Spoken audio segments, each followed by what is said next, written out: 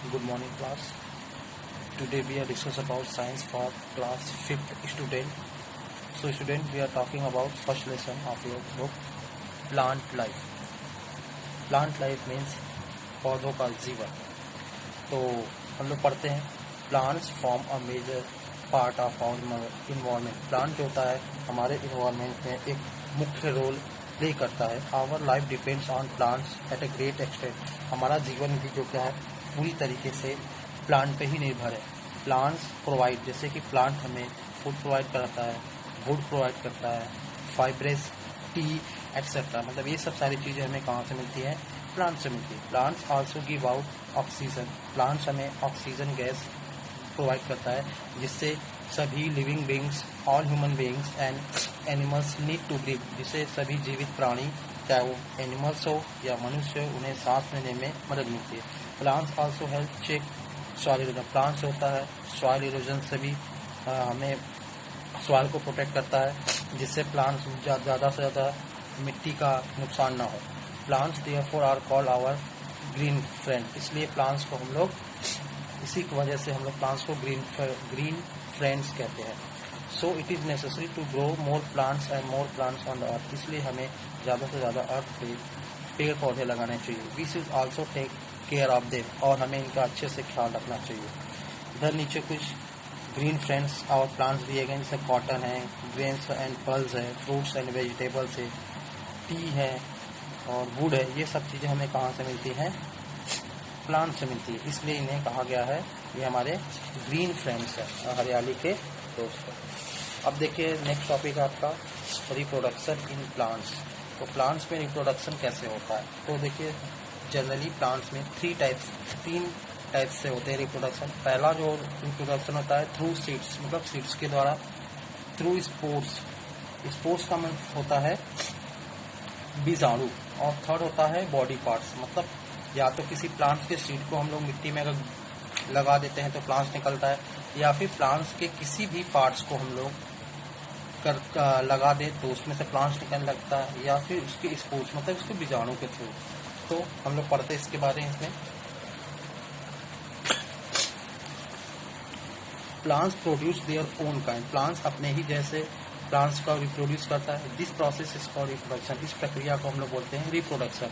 It is only through reproduction that the plants continue to extend life on earth. यही एक प्रक्रिया होता है जिसके थ्रू प्लांट्स अपने आप को अर्थ पे क्या करता है? रिप्रोड्यूस करता है और अपने लाइफ को सर्वाइव करता है. Plants reproduce in different ways. Plants होता है आपको अपने आप को अलग अलग तरीके से रिप्रोड्यूस करता है. फर्स्ट जैसे लिखा है, फर्स्ट पॉइंट है most plants reproduce through seeds.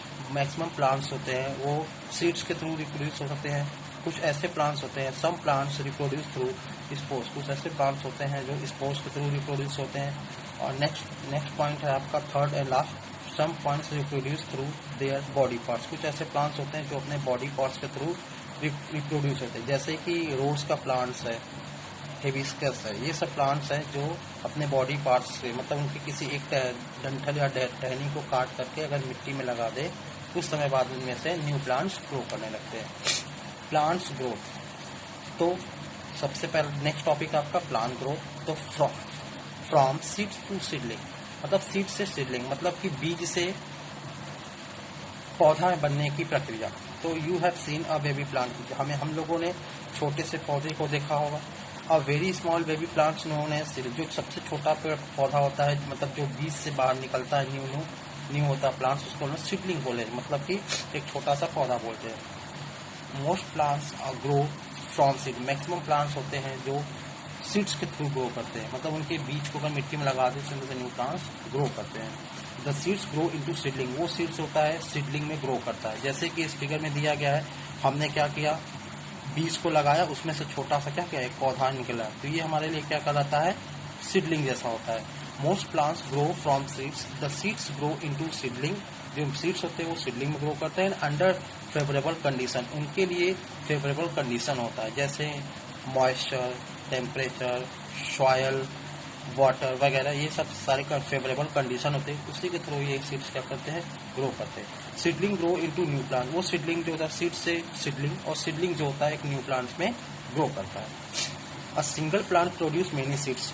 एक सिंगल प्लांट होता है, वो बहुत सारे सीड्स प्रोड्यूस करता है, लेकिन उनमें से कुछ ही बीज सीड्स होते हैं जो न्यू प्लांट्स में ग्रो करता है। सम जैसे कि कुछ ऐसे सीड्स होते हैं जिसको कि हम ह्यूमंस क्या करते हैं, खा जाते हैं, जैसे कि हमारा राइस हो गया, वीट सीड हो गया, ग्राम, चना, ये सब क्या भी, जैसे चावल है, गेहूं है, चना है, ये क्या है, एक तरह से सीड्स ही है, उसको हम लोग खा लेते हैं। कुछ ऐसे भी सीड्स होते हैं जिसको कि बर्ड्स खा जाते हैं और कुछ एनिमल्स खा जाते हैं। तो some of they not get right condition, कुछ ऐसे भी होते हैं जिन्हें राइट कंडीशन नहीं मिल पाने पे, उनके अनुकूल जो फेवरेबल कंडीशन होता है उन न मिल पाने की वजह से वो क्या करते हैं, रिप्रोड्यूस नहीं पाते हैं, वो सूख करके खत्म हो जाते हैं, खराब हो जाते हैं, या फिर ड्राई अप एंड डाई, और वो सूख करके क्या होते हैं, मर जाते हैं। The seeds that receive all condition favorable grow survive to grow into new plant, जो सीड्स जो ग्रो करते हैं उनके लिए फेवरेबल कंडीशन मिलता है, तभी वो ग्रो करते हैं, सर्वाइव करते हैं एंड न्यू प्लांट्स में ग्रो करते हैं। Thank you. नेक्स्ट वीडियो आपको नेक्स्ट टॉप क्लास में मिलेगा।